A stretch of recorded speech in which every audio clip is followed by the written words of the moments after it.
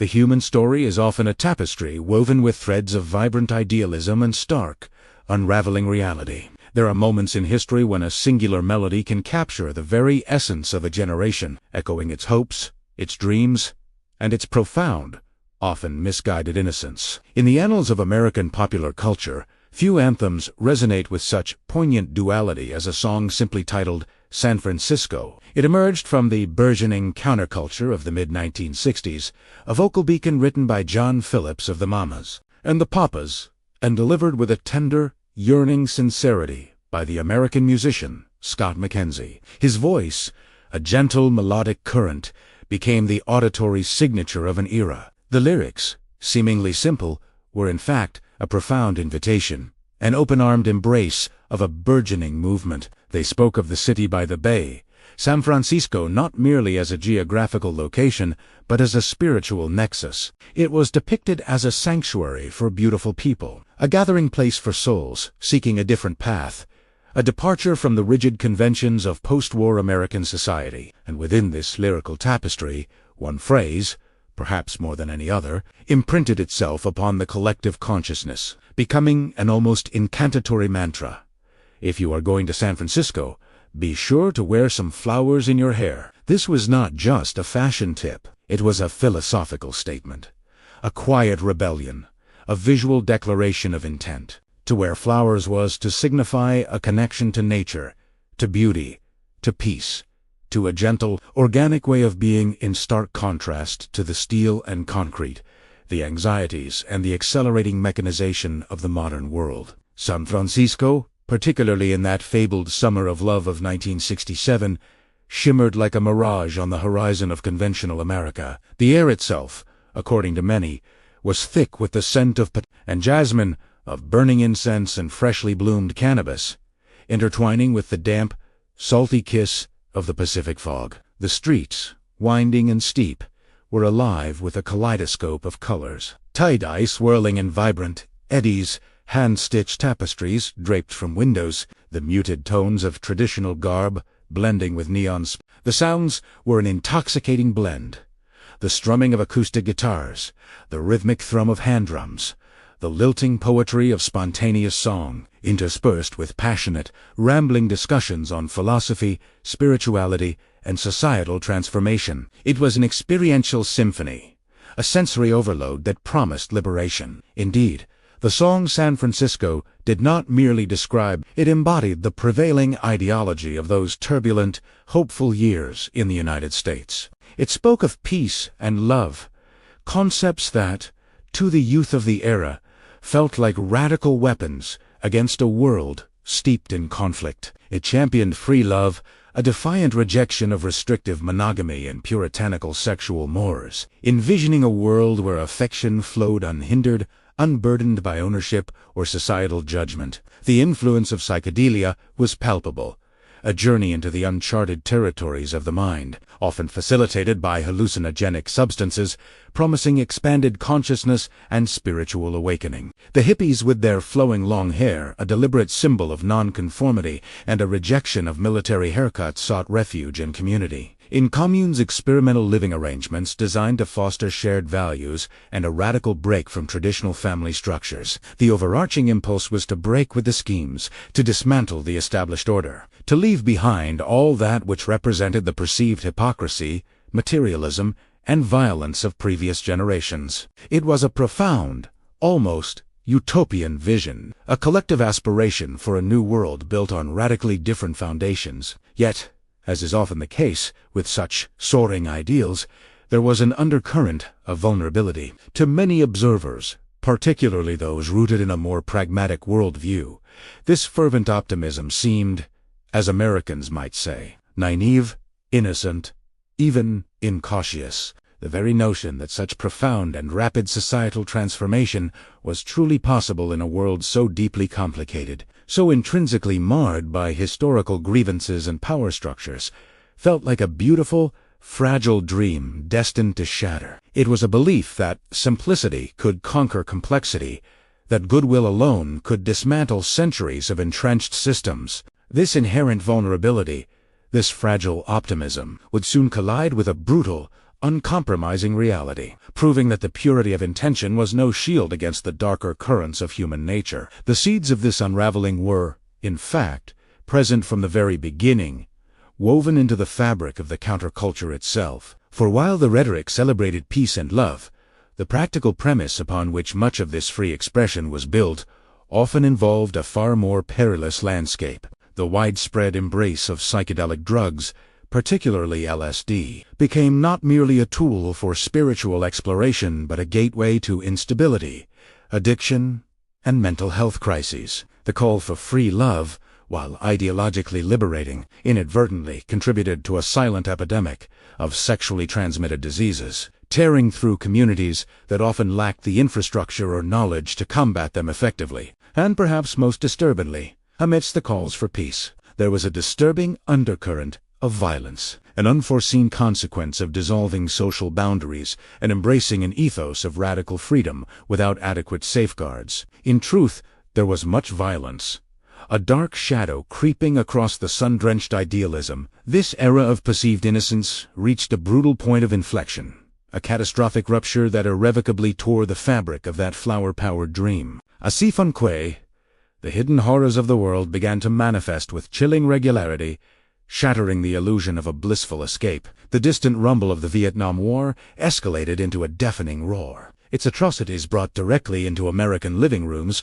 via nightly news broadcasts, exposing the stark reality of government deception and human suffering. Simultaneously, whispers and then confirmed reports began to surface concerning the clandestine experiments of the Central Intelligence Agency, particularly Project MKUltra, a chilling program involving mind control and the often forced administration of hallucinogens, revealing a sinister underbelly of state-sanctioned psychological warfare. And then, from the shadows, emerged figures like the Zodiac Killer, whose cryptic messages and brutal murders terrorized California. A stark reminder that even within the supposed haven of the West Coast, profound evil lurked. As these revelations mounted, a palpable sense of societal inquietude began to spread.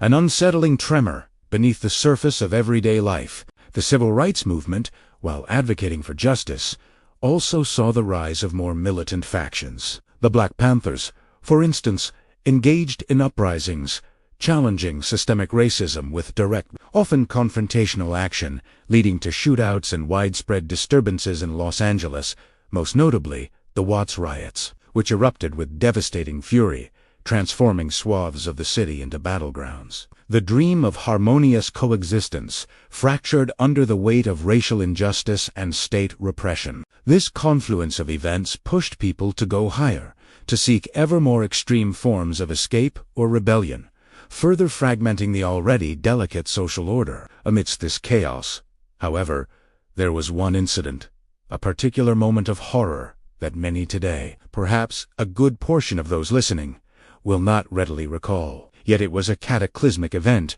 that irrevocably altered the collective perception of that somewhat perverse innocence. If one dares to call it that, it was the moment when, quite literally, the flowers in the hair were stained with blood. The vibrant hues of hope were drenched in crimson, a symbol of a dream violently extinguished. Decades later, in the year 2019, the burgeoning streaming platform, Netflix, known for its ambitious original productions, ventured into this dark chapter with a film titled The Haunting of Sharon Tate. It was marketed as a chilling exploration, a narrative delving into the so-called curse of Sharon Tate, hinting at something beyond mere random violence. The film starred the pop singer Hilary Duff, a youthful sensation from years past, then attempting to pivot into more dramatic roles. However, her career at that moment was not at its zenith, and regrettably, the film itself proved to be an unmitigated disaster. The critical reception was, to put it mildly, appalling. The movie was mercilessly nominated for, and subsequently won, multiple Razzie Awards. Those ignominious accolades, dedicated to recognizing the worst in American cinema. Hilary Duff, in a cruel twist of fate, personally received the award for Worst Actress at both the Razzie ceremony and the Golden Raspberry events. The consensus was undeniable. The film was a categorical failure. a creative misstep of epic proportions. Within various classification systems, such as the widely recognized review aggregator, Rotten Tomatoes, The Haunting of Sharon Tate garnered a dismal acceptance percentage of approximately 3%. This staggering figure implies that for every 100 individuals who dared to watch it, 97 considered it a profound waste of time. Many of these viewers, in their scathing reviews, went so far as to claim they had turned it off before even reaching the end, unwilling to endure its entirety. Therefore, it is a cinematic experience that one would certainly not recommend, not least because this narrative does not concern itself with film criticism. However, amidst the wreckage of this cinematic one solitary element managed to capture attention, a peculiar premise within the narrative. It was a fragment of the story, a concept that the vast majority of viewers simply dismissed as a fictional embellishment, an invention to serve the plot. Given the film's many creative liberties with the historical account of Sharon Tate, yet a small, intriguing part of the film hinted at a dream this woman had. And it was this specific detail that proved to be unexpectedly compelling, a potential thread leading into a much deeper, unsettling truth. For those born in the 1980s or later, the name Sharon Tate might not immediately conjure a vivid image. It might, perhaps, sound faintly familiar, a whisper from a bygone era, but the full weight of her significance, her brief, incandescent flame, would likely be lost. Sharon Tate was, in the vernacular of her time, a bombshell, a so-called sexy bomb, a quintessential sex symbol. Born in 1943, she would today be 82 years old, had her life not been so cruelly curtailed. She possessed a natural, striking beauty, the very embodiment of the classic American girl of the 1960s. Her long blonde hair cascaded around her shoulders, framing a face dominated by expressive eyes. Her lashes were meticulously enhanced, creating a captivating, wide-eyed gaze that became her fashion choices were equally iconic, embracing the era's daring trends. Very short dresses, hot pants, and the scandalous mini. This was the epitome of the archetypal sexy girl, radiating allure from a very early age. Despite her beauty and burgeoning interest in the world of glamour, her family's initial aspirations for her were decidedly not in acting. The Tate family was rooted in a more conventional, disciplined world. Sharon's father was a military man, a career officer who traveled extensively across Europe on various intelligence commissions. It is crucial to note this detail.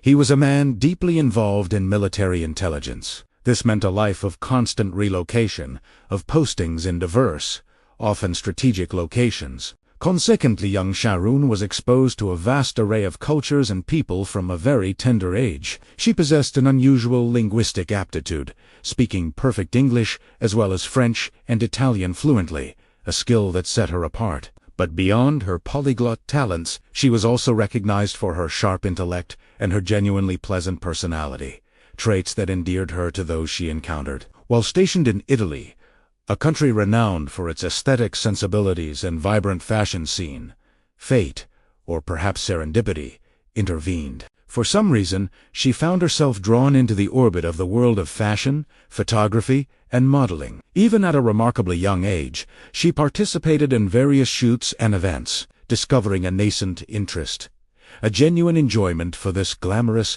expressive environment. Upon the family's return to the United States, she continued to gravitate towards the entertainment industry. She began working in various capacities for magazines.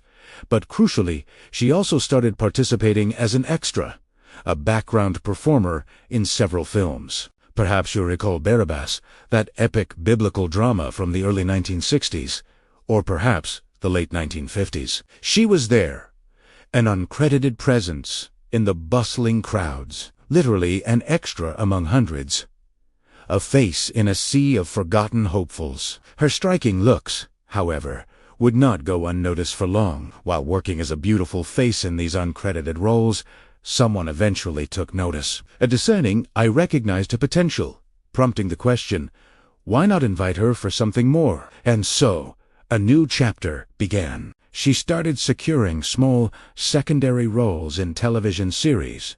Of these, Only a select few will recall them. Did anyone ever watch the television series, Mr. Ed? It was a whimsical, utterly charming program centered around a white horse who lived in his stable and could speak. A simple premise, yes, but utterly delightful. Mr. Ed, the talking horse, captivated audiences. Subsequently, she also appeared in a series that would achieve far greater renown, the Beverly Hillbilly. In Mexico, it was known as Los Beverly Ricos, and in Spain, under a rather curious translation, Los Nuevos Ricos, or Even Rusticos, en Dinerolandia, a title that roughly means rustics in Moneyland. A truly memorable, if somewhat perplexing, name. Regardless of its regional moniker, it was a wildly popular show about country folk. A family of hillbillies who serendipitously discovered an oil well on their farm became multimillionaires and promptly relocated to the opulent hills of California. Sharon Tate played a small character in this comedic phenomenon.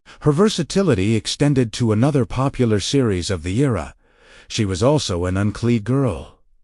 Again, this reference is likely to be lost on many younger viewers. The Man from U.N.C.L.E. was a stylish spy television series, a sophisticated counterpoint to the more serious espionage thrillers of the time. It featured beautiful women, often in those iconic go-go boots. Do you remember the Go-Go Girls? Those dynamic dancers, swaying with uninhibited energy on elevated platforms, clad in very high boots, impossibly short skirts, and wild, liberated hair. Sharon Tate was one of them, a quintessential uncle girl. These roles, though minor, allowed her to gain invaluable experience, accumulating small credits here, small payments there, and most importantly, establishing contacts with people in the industry. She was slowly, steadily, building a foundation. In 1964, a pivotal encounter occurred. She met J.C. Sebring was a prominent figure in Hollywood, renowned as the hairstylist to the stars. He was a charismatic man, agreeable and charming, and a romance blossomed between them. That connection deepened, and for a period, she moved in with him. They were a couple, sharing a significant relationship. However, beneath the surface of this comfortable partnership, Sharon harbored a burning ambition. She aspired to something more. She desired something greater. Her ultimate dream was to become a bona fide movie star. And in the America of the 1960s, breaking into the upper echelons of Hollywood was an extraordinarily complicated affair. The industry was fiercely competitive, a labyrinth of power and influence. To ascend to stardom, one had to contend with colossal figures of the cinematic firmament, personalities of the stature of Elizabeth Taylor. The challenges were immense. For a rising star to truly make her mark, she required a confluence of factors: impeccable recommendations, powerful friends, or, perhaps most advantageously, to be the daughter of someone important. The prevailing landscape was one where many of the luminaries then shining brightly were, in fact, the offspring of celebrated producers or highly acclaimed directors. It was, in essence, a profoundly hostile environment for any outsider attempting to forge a path. Thus, she seemed almost condemned to a future of fleeting appearances. The pretty girl who appeared for 30 seconds in a television episode, or the secretary delivering a bulletin to the boss, a brief, ornamental presence. Much like the anonymous bridge officer in a science fiction series, whose only lines were to repeat computer readouts. This seemed to be her trajectory, a beautiful but ultimately peripheral figure. But then, something shifted, subtly but significantly, at one of the many Hollywood parties she was obliged to attend. Because networking was paramount in that world, she met Roman Polanski. Polanski, at that time, was a director of considerable promise. Though young, he was already regarded as one of those unusual cinematic talents, possessing impeccable recommendations, powerful connections, and a strong standing within the industry. An initial contact was made. It must be noted that she was still in a relationship with J. Sebring at this point. Neberteles Polanski found himself drawn to her. He was a little older than she was, not excessively so, but there was an undeniable chemistry. They understood each other. They conversed easily. They laughed together. They met again, then again, and again, their connection deepening with each encounter. It was Polanski, who ultimately recommended her for a film, a crucial endorsement that would change her trajectory. She had a deep love for cinema, a genuine passion for working in the medium, and this recommendation proved to be the catalyst. It was the moment she secured a more substantial role in a feature film. This pivotal moment arrived in 1966, when she was granted the opportunity to participate in a production helmed by Martin. This particular film would prove to be a significant milestone in her nascent career, marking her first feature-length project in which she had an extended presence. No longer merely an uncredited extra, it was not the lead role, but it was an undeniably important part. The film bore the evocative title Eye of the Devil. In other regions, it was released under different names, such as The Devil's Arrow and similar variations. In the United States, its official title remained Eye of the Devil, and it was, quite definitively, a horror film. While her character may not have been the absolute central figure, it served as her grand entry into a world where she captivated audiences with her large expressive eyes, her lavishly enhanced lashes, and of course, her undeniable status as the beautiful girl. She was radiant, poised on the precipice of stardom. Sometime later, in 1967, Roman Polanski would introduce her to the world of cinema in an even more direct and personal manner, casting her in his own film, The Fearless Vampire Killers. It was also known as Dance of the Vampires or The Fearless Vampire Slayers, depending on the region. This endeavor undeniably represented a significant step further, a deeper immersion into the demanding world of serious filmmaking. And that step further also meant a profound personal shift. She left J.C. Bring and moved in with Roman Polanski. They formed a compelling, if complex, couple. Polanski was a demanding individual, intense and often unyielding. As a direttore, he was notoriously exacting. There is a particular shot in The Fearless Vampire Killers that, according to legend, was repeated 70 times. They filmed the very same scene, the identical shot, an astonishing 70 times. It was an exercise in absolute, relentless perfectionism, bordering on madness, yet this very type of exigence, this relentless pursuit of his vision. What might be perceived by some as a form of abuse in terms of directorial pressure ultimately led to a profound mutual understanding between them. It became clear that while their professional collaboration could be fraught with tension, they were undeniably a good couple in their personal lives. That same year, 1967, proved to be a strong one for her career. After the more intense, action-oriented, and blood-laced world of The Fearless Vampire Killers, this beautiful young woman starred in a film titled Do Not Make Waves. It was a stark contrast, a comedy, a light-hearted romp on the sun-drenched beaches of California. The primary requirement for her role in Do Not Make Waves was to appear in a bikini, and indeed, she did, gracing the screen in a two-piece swimsuit that perfectly showcased her stunning physique. It was, in many ways, the embodiment of that beautiful era, a testament to the carefree, glamorous side of the decade. Following this, in 1968, she took on another role that proved highly significant, The Wrecking Crew. This film, a comedic spy caper, truly lifted her one step higher in the industry. It is crucial to understand the progressive nature of her rise. 66, 67, 68, a steady, upward trajectory. And then came 69, a year that, for Sharon Tate, truly marked a crescendo, a momentous peak in her brief, brilliant life. In 1969, this beautiful young woman was genuinely experiencing a great moment in her life. If one were to pinpoint the zenith of a person's existence, the absolute peak of their joy and professional accomplishment, this period would undoubtedly qualify as her culminating moment. Each person, at some juncture, experiences such a grand zenith, much like the legendary Mexican actress Maria Felix, who achieved iconic fame with specific films that defined her glory despite other significant works. In such moments, one exudes a sense of satisfaction, contentment, and a profound presence. And so it was for Sharon Tate in 1969. She achieved a multitude of personal and professional milestones. First and foremost,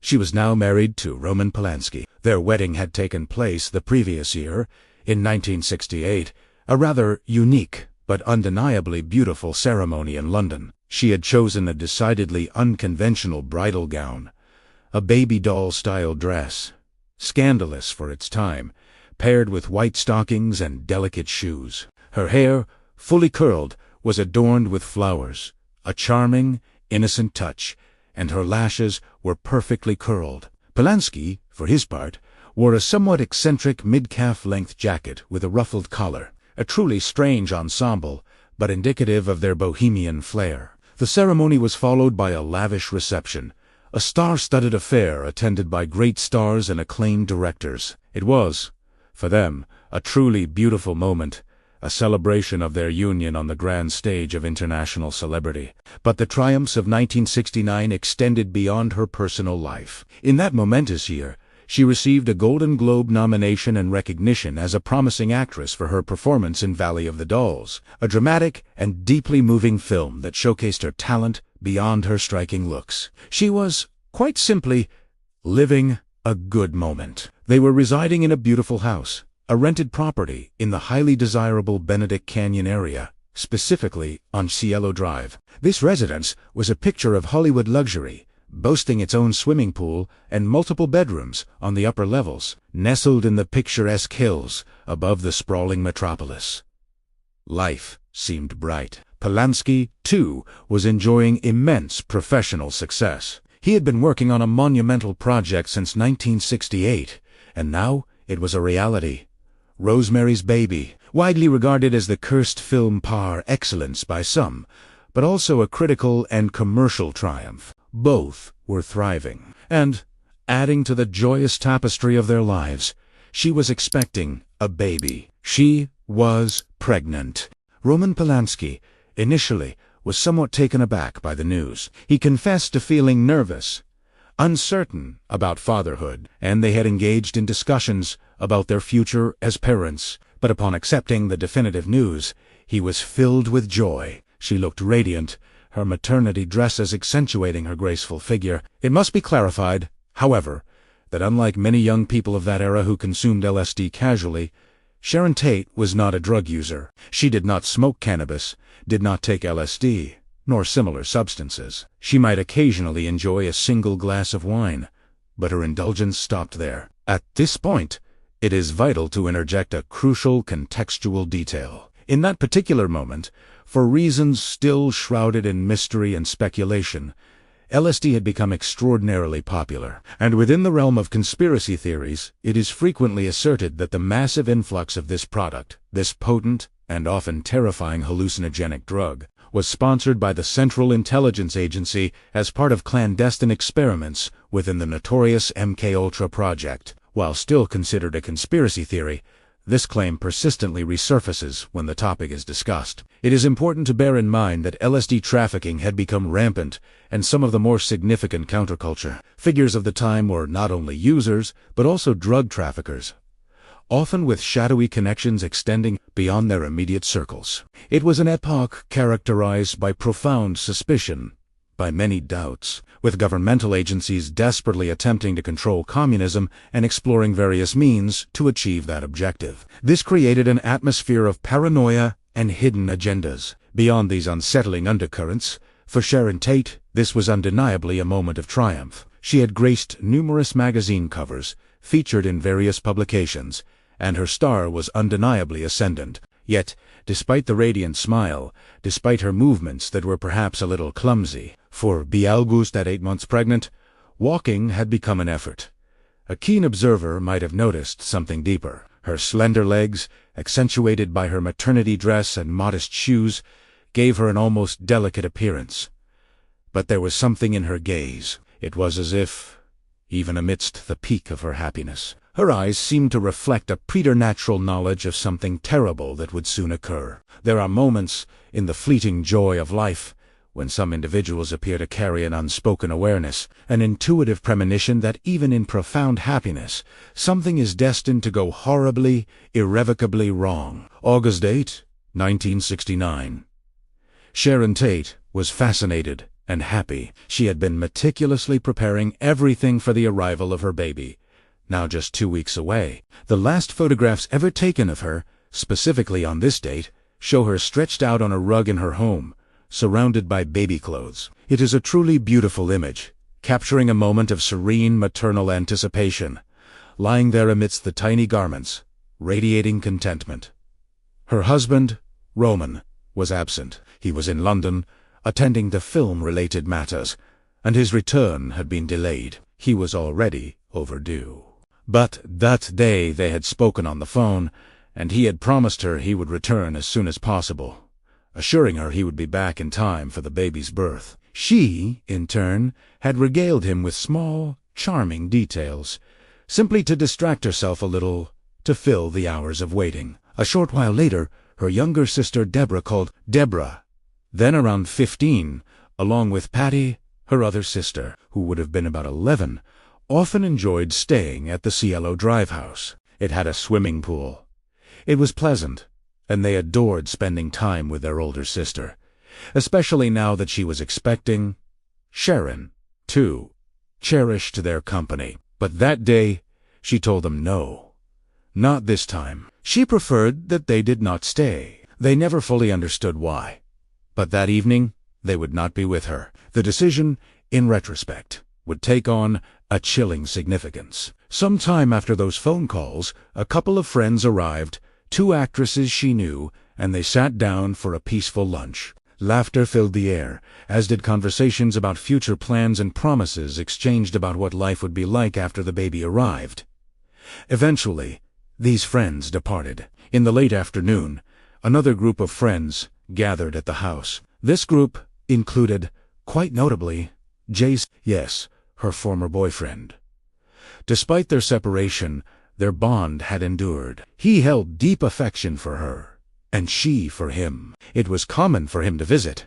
And now, with her in the advanced stages of pregnancy, 8.5 months along, she truly needed support and companionship. Jay arrived, and as was his custom, he was jovial and witty. They shared laughter and conversation, and he playfully teased her. Following closely behind him was Abigail Folger. This woman was the heiress to a coffee empire, the Folgers coffee brand. She was, by all accounts, a prominent socialite. What in contemporary language might be considered an influencer, someone highly visible in elite circles. Had modern social media platforms existed at that time, she would undoubtedly have been a sensation. She moved through the most important parties, socializing with the brightest stars of the moment. Also present was Wojciech Frykowski, a friend of Roman Polanski and an aspiring writer. His reasons for being there remained somewhat ambiguous. Perhaps he was being introduced to Abigail Folger for some form of collaboration or support.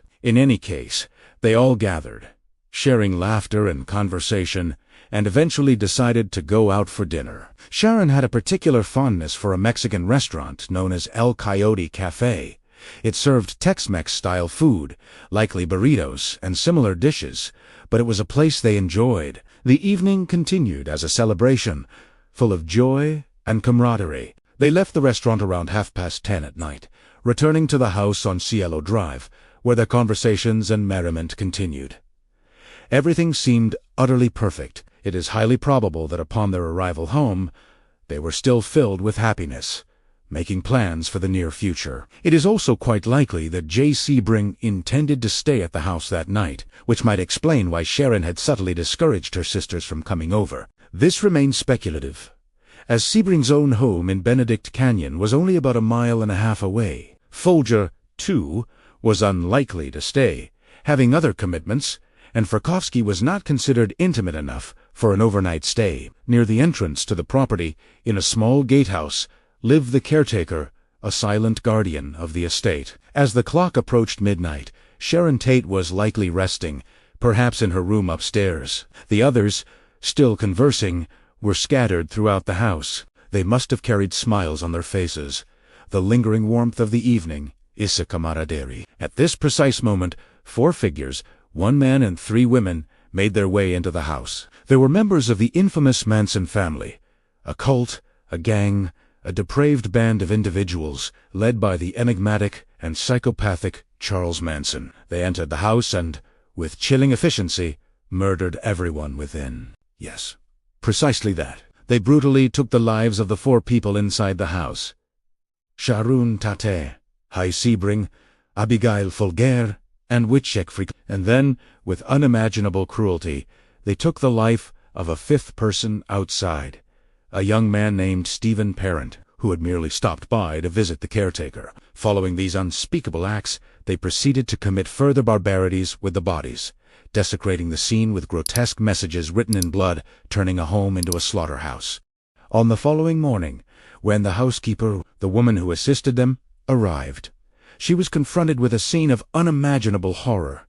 The sight was simply terrible. When the first law enforcement agents arrived, they were scarcely able to process what they witnessed. Seasoned officers, accustomed to scenes of violence, entered the house only to emerge completely distraught, utterly shaken by the sheer depravity they encountered. The attack had been carried out with extreme violence, the only phrase capable of describing its brutality. Sharon Tate, at 8.5 months pregnant, lay dead. She had been subjected to 16 stab wounds, a horrific testament to the savagery of the attack. Subsequently, a rope had been placed around her neck, and this rope had been threaded over a ceiling beam, leaving her The same fate befell J.C. He had sustained several severe injuries, and the other end of the rope was likewise placed around his neck. The other two victims, Frykowski and Abigail Folger, had attempted to flee, but they were overtaken in the garden and brutally murdered. The young man leaving the property, Stephen Parent, who had been visiting the caretaker, was shot to death. After their monstrous acts, the deranged group left, returning to their hideout at Spawn Ranch, a dilapidated film-set ranch where they lived. In a bizarre continuation of their rampage, they would later murder another couple, the Labiancas, and had already claimed another life prior to the Tate murders. This was a true psychotic killing spree, a wave of terror unleashed upon a society unprepared for such malevolence. The scene the police discovered was truly horrific. What would prove even more agonizing was the testimony during the ensuing trial. For they were apprehended, of course. During the legal proceedings against these murderers, one of the female perpetrators chillingly admitted that in her final moments Sharon Tate had pleaded with her, begging to be allowed to live just long enough for her baby to be born, and that afterward they could kill her. She had even offered to go with them as a hostage, convinced that a substantial ransom would be paid. Her sole desire was for her child to draw its first breath before her own life was extinguished. But her pleas were ignored. They brutally took her life, extinguishing both her and her unborn child. The subsequent investigation into the crimes was not particularly intricate.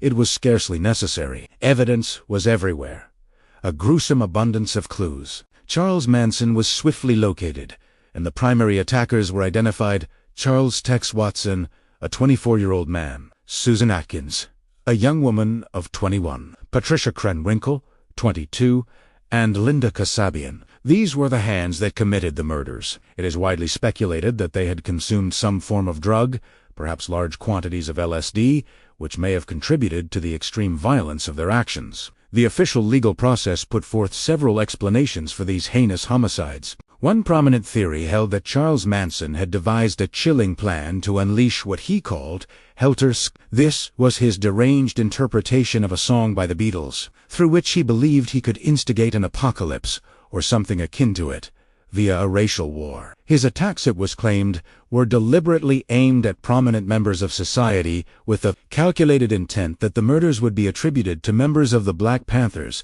thereby creating a false flag operation. The goal was to ignite a violent conflict between African Americans and the white population, plunging the nation into chaos, from which Charles Manson would ultimately emerge as the supreme leader. This theory, however, struck many as profoundly absurd, and there have always been considerable doubts as to its actual veracity. It seemed too convoluted, too fantastical, to be fully believable. Another, distinctly different theory suggested that the Manson family had connections with drug trafficking gangs, specifically dealing in LSD and meth. This theory proposed that they had become entangled in serious trouble, having possibly murdered a drug dealer who was also a member of the Black Panthers. In an attempt to divert suspicion and frame the Black Panthers for this previous murder, they orchestrated the Tate LaBianca killings as a deliberate misdirection.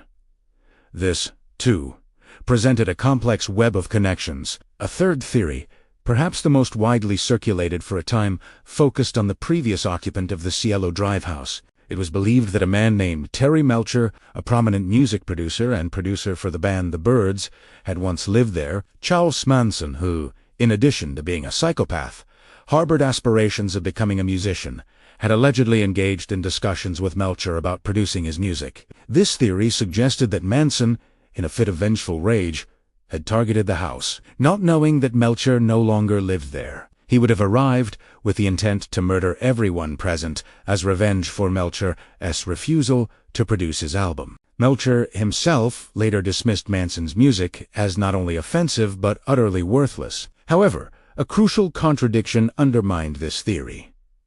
Melcher had moved out of that house a considerable time before the murders. The timeline simply did not quite fit. The drug trafficking theory, while plausible, remained convoluted. The helter-skelter theory was even more tangled and genuinely difficult to credit in full. The perpetrators themselves did not seem to fully grasp the grandiose, apocalyptic implications Manson attributed to their actions. It felt as if there was something more, a missing piece to the puzzle of their motivation. The aftermath saw justice, however grim. Individuals like Susan Atkins died in prison in 2009. Charles Manson himself passed away in 2017, his long reign of terror finally extinguished. Linda Kasabian, one of the women present at the Tate murders, received immunity in exchange for her testimony against the others, guiding the police through the labyrinth of their crimes. Charles Tex Watson remains incarcerated, as does Patricia, but Sharon Tate died. And tragically, her baby also died. It was a baby boy. Thus, on that horrific night, for adults, an unborn baby and a young man at the gate perished. The theories surrounding these events have been recounted, offering glimpses into the possible motives. But for all the forensic detail and legal explanations, the question lingers: what truly led to the end of the beautiful girl? This is not a program dedicated to film criticism, nor does it purport to offer a conclusive police investigation. The actual police inquiry was, in many respects, raw, swift, and conclusive, given the overwhelming evidence. But why, at some point, did a pervasive belief take hold that this young woman was cursed? What was truly strange about all of this, beyond the realm of mere conspiracy theories? Let us delve into the peculiar coincidences. Consider her very first significant film, when, in 1966, Sharon Tate participated in Eye of the Devil. Several strange occurrences plagued the production. Firstly, the film was widely considered jinxed, a harbinger of bad luck. Its original working title was simply The Number Th. As a series of problems and failures mounted, the decision was made to change the title, precisely because 30 is traditionally associated with bad luck, and this production was indeed proving to be one of very bad luck. The initial lead actress, Kim Novak, suffered a severe accident on set, sustaining a back injury, a fractured vertebra, rendering her incapacitated for a considerable period. Consequently, a new lead actress had to be hired, scenes had to be reshot, and much of the film effectively remade. Furthermore, no fewer than 3 different screenwriters abandoned the project. The film's plot itself presented a chilling scenario. A family in France, seemingly haunted with a woman named Odile. The character, played by Sharon Tate, performing acts of witchcraft, leading to a series of unsettling events as the family uncovers the supernatural forces at play. Adding to the troubled production, the film underwent 2 director changes and 2 producer changes, and it was marred by a multitude of accidents throughout its making. For these reasons, it was widely deemed a jinxed film, yet it was ultimately released and, surprisingly, well received. There is a critical point to highlight here. The film depicted rituals and sorcery. The original director and producer held a specific vision. They wanted these rituals to appear authentically real, not stylized or artificial, a common failing in many films that trivialize such elements. To achieve this verisimilitude, they took the extraordinary step of hiring real practitioners of magic as consultants. Alexander Sanders and his wife Maxine were engaged to advise on the film's magical sequences. They were prominent figures who had founded the Alexandrian Wicca tradition, while they publicly asserted that the rituals performed during the film were benign fertility rituals and ceremonies for light and good. In reality, they were part of a deeper, more obscure, current with clear satanic and occult influence. It is crucial to remember that in that very same era in the United States, Anton Chandler LaVey founded the Church of Satan, and while LaVey's brand of Satanism might have appeared somewhat more theatrical than the raw, visceral, demonic Satanism of older traditions, one must not forget the pervasive influence of Aleister Crowley during these times. Crowley, famously dubbed the Great Beast and sometimes called the wickedest man in the world, was deeply immersed in ritualistic practices, drugs, abuse, violent sexuality, and other dark pursuits. The satanic currents of the 60s were far from innocent. Thus, the beautiful Sharon Tate had participated in a film where actual rituals were performed under the guidance of real occult practitioners. This already began to feel profoundly strange. If one considers the implications, this film seemed to portray aspects of magical rituals that perhaps should never have been brought to the screen. But this was merely the beginning of the unsettling coincidences. In Eye of the Devil, Sharon Tate's character Odile was depicted as the sorceress, the one who conducted the rites, who practiced magic under the direct instruction of Alexander and Maxine, yet, remarkably, her husband, Roman Polanski, on his own initiative, directed a film that would become a cinematic touchstone, widely regarded as a cult classic and a chilling exploration of satanic and demonic themes. Rosemary's Baby. She did not participate in this film as an actress. The lead role was brilliantly portrayed by Mia Farrow. The film's narrative centered on a young woman who, happily married to the man of her dreams, moves into a colossal apartment building. This formidable structure, though given a fictional name in the film, was unmistakably the Dakota Building, an edifice steeped in its own legends, often referred to as a cursed building. The plot unfolds with the young woman discovering she is pregnant under profoundly strange circumstances, unable to recall the precise events of her conception, with her husband vaguely explaining away her memory gaps. The horrifying climax reveals that the baby is destined for sacrifice, a chilling pact with satanic forces. The film explicitly depicted rituals and occult practices, prompting protests during its production. While the interiors of the Dakota Building were not used for filming due to the owner's refusal, portions were shot in its hallways, exterior, inner courtyard, and common areas. During these filming periods, Satanists staged protests outside the building, demanding that the film not be made. Here lies an even more curious detail.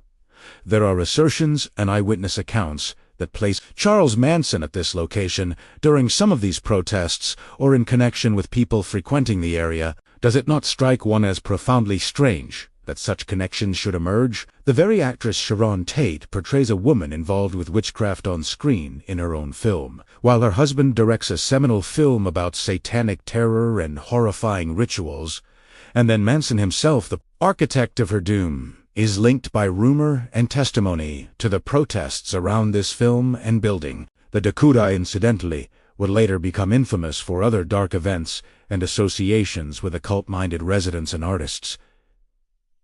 It all seemed unnervingly interconnected. Rosemary's Baby is, without question, one of the cursed films par excellence in the lore of cinema. As a curious detail, although Sharon Tate, the beautiful girl, was not part of the cast of Rosemary's Baby, she was frequently present on set. She enjoyed accompanying her husband to the film location, waiting for him to conclude the day's shooting, and then returning home with him, or perhaps going out for dinner. They were newly married, and this shared experience was a cherished part of their early life together. But now, we have not one, but two strange films linked to her and to Polanski. And there was more to come. Sharon Tate's last film was released posthumously after her tragic death. It was titled 13 Chairs, once again featuring the number 13. In Spain, it was given a different, rather convoluted name that is scarcely recalled. The American title was initially 12+1, but it was subsequently changed to 13 Chairs.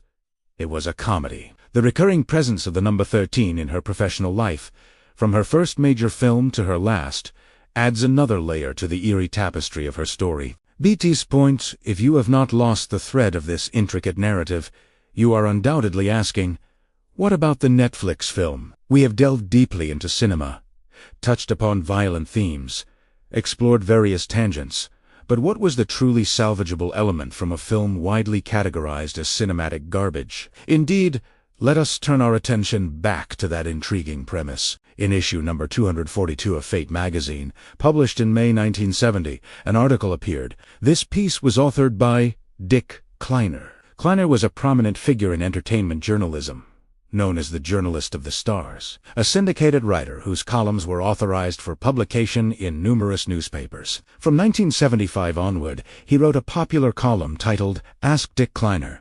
But even before that, his writings were ubiquitous across various publications. He crafted pieces that were distributed to a vast network of newspapers, making him an influential voice. He was an interesting character, having interviewed hundreds of actors, directors, and other notable figures in show business. His columns covered a wide range of topics, from specific films and projects to more personal subjects, and his work was widely read. When he contributed to Fate magazine, a publication with a strong leaning toward and supernatural themes. His approach was to inquire if his interviewees had ever experienced something strange, something truly surprising. Here lies the heart of the matter. Kleiner, in that May 1970 Fate magazine publication, recounted an interview he conducted with Sharon Tate. According to Kleiner's account, this interview took place in 1966, during the filming of one of her movies. He never explicitly stated which film it was, but it must have been one of her early, more significant roles. Perhaps The Wrecking Crew or Do Not Make Waves.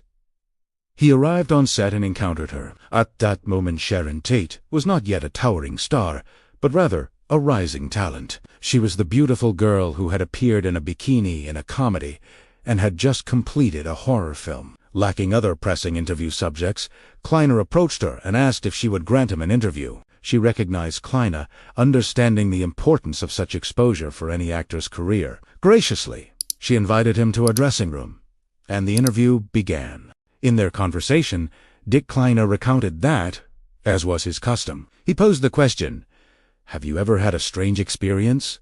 Something that surprised you?" And the young woman then shared a remarkable story. She recounted that she had found herself alone in J.C. Brin's house. This particular residence was located at 9820 Easton Drive in Benedict Canyon, precisely the same general area where she and Roman Polanski would eventually live, though their house was on Cielo Drive. Her supernatural experience, however, occurred in Sebrin's home on Easton Drive, not far from their later residence. She explained to Dick Kleiner that one night she arrived at J.C. Brin's house, and he was away in New York.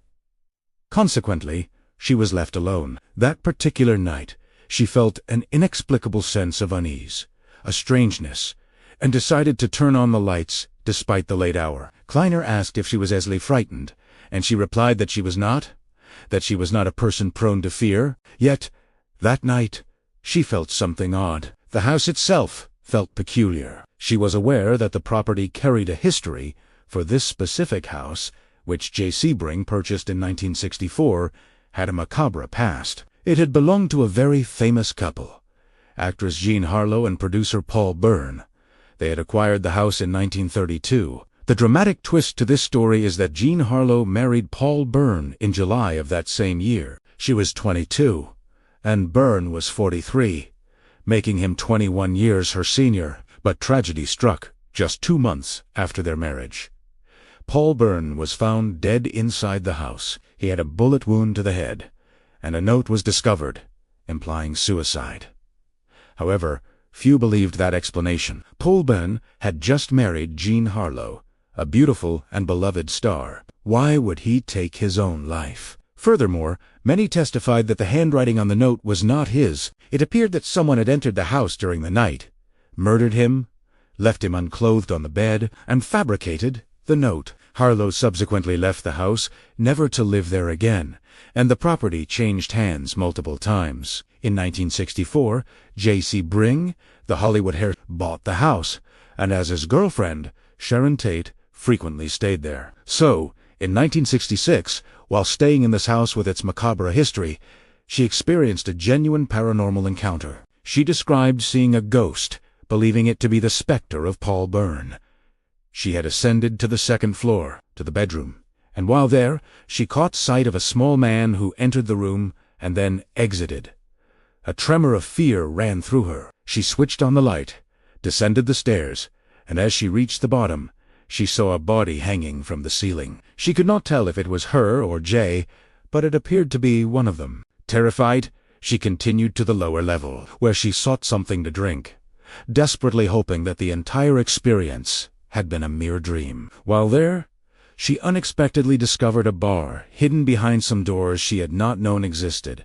Concealed behind what appeared to be a bookshelf, she retrieved a bottle, poured herself a drink, and quickly consumed it, still deeply unnerved. She noticed that a section of the lower part of the bookshelf was covered with wallpaper, so she impulsively tore it off. It might seem strange that after seeing a ghost and a hanging figure, she would have the presence of mind to tear off wallpaper, but the act itself was real. She drank the glass, trying to convince herself it was merely a nightmare, and then returned upstairs. When she did, the horror intensified. It was no longer one body hanging, but two bodies, and she recognized them as herself and Jace. She retreated to her room and once again saw the figure of Paul Byrne before finally succumbing to sleep. Upon waking, her immediate thought was that it had been a dream, a horrible nightmare. But when Jay Sebring returned that morning from New York, his first question shattered that illusion.